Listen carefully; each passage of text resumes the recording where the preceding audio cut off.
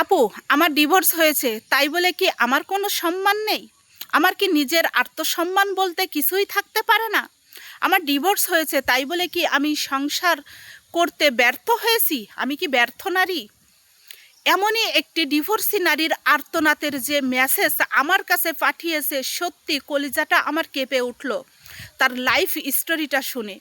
সেই আপুর অনুরোধে আমি আপুর লাইফ স্টোরিটা শেয়ার করতেছি আপনাদের মাঝে। আপু, আমার বিয়ে হয়েছিল 17 বছর বয়সে। একটা মাত্র সন্তান হয়।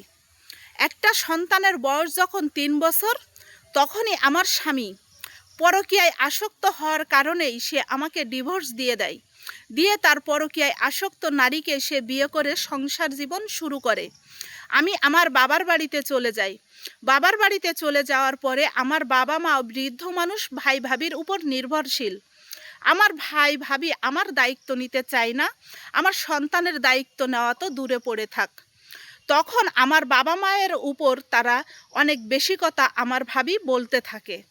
আমার সন্তানটা খাবার খাওয়ার জন্য আমার ভাইয়ের ছেলে মেয়ের হাতে যে খাবারটা দেখে সেটাই আমার 3 বছরের ছেলেটা দেখে চাই। কিন্তু তার বাবা মার একটাই কথা, যে কেন তোমাদের আমরা ভাত খেতে দিচ্ছি, তারপরও তোমার সন্তানের খাবারের দায়িত্ব কেন আমরা নিব? তুমি যে কোনো একটা কাজকর্ম করতে পারো না? বাবা মায়ের বাড়িতে এসে ভাই ভাবির ঘাড়ে পাড়ে বসে খেতে লজ্জা করে না তোমার? এভাবে যখন বলে তখন সত্যি আমার কলিজায় অনেক আঘাত লাগে, নিজের আত্মসম্মানে বাধে। তারপরেই আমি কঠিন সিদ্ধান্ত নিতে বাধ্য হলাম। 3 বছরের ছেলেটাকে নিয়ে আমি ঢাকা শহরে চলে আসলাম। সেখানে আমি কাজকর্ম করে আমি নিজেকে অনেক বড় করব এবং আমার সন্তানকে মানুষের মতো মানুষ করব, সুশিক্ষায় শিক্ষিত করব। এই চিন্তাধারায় আমি ঢাকার উদ্দেশ্যে রওনা দিলাম। ঢাকায় প্রথমে একটা গার্মেন্টসে জব নিলাম। 6 মাস সেখানে আমি জব করি।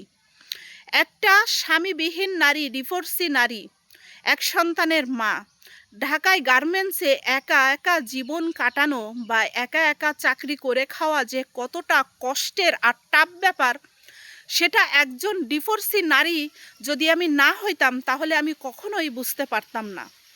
এই 6 মাসের গার্মেন্টসের কাজ করার অভিজ্ঞতা থেকে বলতেছি, এখানে প্রতিদিন, প্রতিটা দিন, প্রতিটা মুহূর্ত আমাকে আজে বাজে কথার শিকার হতে হয়।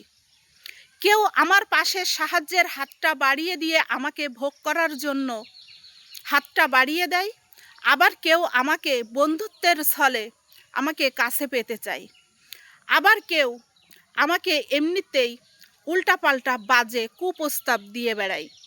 এভাবেই কিন্তু 6টা মাস আমি গার্মেন্টসে কাজ করে খাই। কিন্তু আমার মনে হলো যে এই ঢাকা শহরে গার্মেন্টসে এভাবেই মানুষের আজে বাজে কথা শুনে চাকরি করা আর নিজেকে টিকিয়ে নিজের চরিত্রটাকে ঠিক করে রাখা আসলেই খুব কষ্টের ব্যাপার। কারণ আমিও তো স্বামী ছাড়া নারী। তারপরেই আমি কঠিন সিদ্ধান্ত নিলাম যে না, আমি এখানে থাকবো না, আমি চলে যাব আমার দেশে। তারপরে আমি সেখান থেকে কিছু টাকা জমিয়েছিলাম গার্মেন্টসে কাজ করে। আমার 10,000 টাকা হ্যান্ড ক্যাশ ছিল। সেই 10,000 টাকা নিয়ে আমি বাড়িতে চলে আসি। বাবা মাকে বলি। আমার বাবা মা আমাকে ছোট্ট এক টুকরা জমি দেয়। সেখানে একটা টিনের বাড়ি করি। মাত্র 2টা টিন, উপরে ছাউনি দিয়ে চারিপাশে বেড়া দিয়ে সেই ঘরটাতেই আমার জীবন যুদ্ধ শুরু হয়। তারপরে আমি ওখানে থেকে একটা সেলাই মেশিন কিনি। সেলাই মেশিনে আমি বিভিন্ন রকম ডিজাইনের জামা, মেয়েদের জামা তৈরি করি। আর ওই জামাগুলো তৈরি করা আমি গার্মেন্টস থেকে শিখেছিলাম, সুন্দর ডিজাইন। যখন ওই ডিজাইনের 5টা মাত্র জামা আমি তৈরি করলাম, তখন ওই 5টা জামা আমার গ্রামেই আমি সেল করে দিলাম।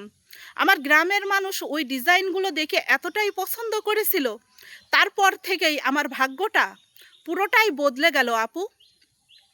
তারপর আমার আর পেছন ফিরে তাকাতে হয়নি। আমি এনজিও থেকে 20,000 টাকা লোন নিয়েছিলাম। আরেকটা সেলাই মেশিন কিনেছিলাম, কিছু কাপড় কিনেছিলাম। কিনে আমি ওখানেই কাজ করা শুরু করে দিলাম। আমার নিজস্ব একজন কর্মীও রেখে দিয়েছিলাম। এভাবেই কেটে গেল 10-10টা বছর। 10 বছর পরে আমার অনেক টাকা হলো। আমার নিজের একটা ব্যবসা প্রতিষ্ঠান রয়েছে, পোশাক তৈরির কারখানা। 20 জন মহিলাকে আমি কর্মের ব্যবস্থা করে দিয়েছি। গ্রামের মহিলারাও কর্মের ব্যবস্থা পেয়ে তারাও অনেক খুশি হয়েছে। এখন বর্তমানে আমার মাসিক ইনকাম 1 থেকে 2 লক্ষ টাকা প্রতি মাসে আমি ইনকাম করি। যদি নাও হয় তবু আমার 1 লক্ষ টাকা ইনকাম হয়। এখন আমি আমার সন্তানকে নিয়ে বেশ ভালোই আছি।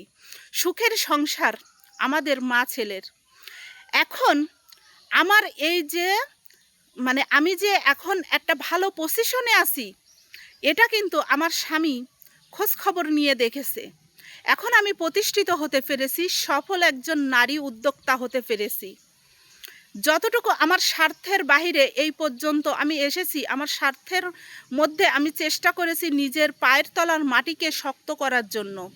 অনেক চেষ্টা করেছি, আজকে আলহামদুলিল্লাহ নিজের পায়ের তলার মাটিকে শক্ত করতে পারছি। এখন আমার আগের সেই স্বামী এখন আমাকে তার জীবনে ফেরত নিতে চাই। কারণ সে যাকে বিয়ে করেছিল সে তার হাতটাও ছেড়ে দিয়ে চলে গিয়েছে, কারণ তার সংসারে ছিল অভাব অনটন।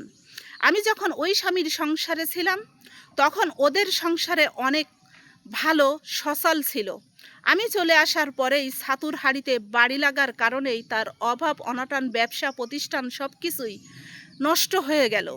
আর তারপরে তার স্ত্রীটাও তার দুঃসময়ে তার হাতটা ছেড়ে দিয়ে চলে গেল।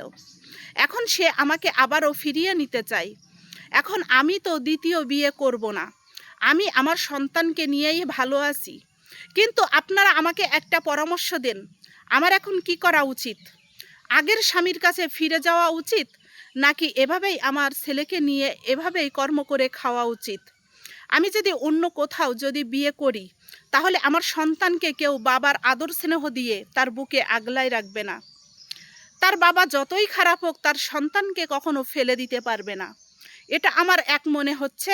আবার এক মনে হচ্ছে, বাবা যদি সত্যি ভালোবাসতো তার সন্তানকে, তাহলে 3 বছরের ছোট্ট বাচ্চাটিকে দিয়ে আমাকে ডিভোর্স দিয়ে বাড়ি থেকে বের করে দিতে পারতো না।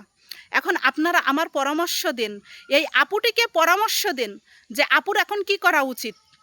আপনাদের মূল্যবান একটা মতামত এই কমেন্ট বক্সে জানিয়ে যাবেন। ধন্যবাদ।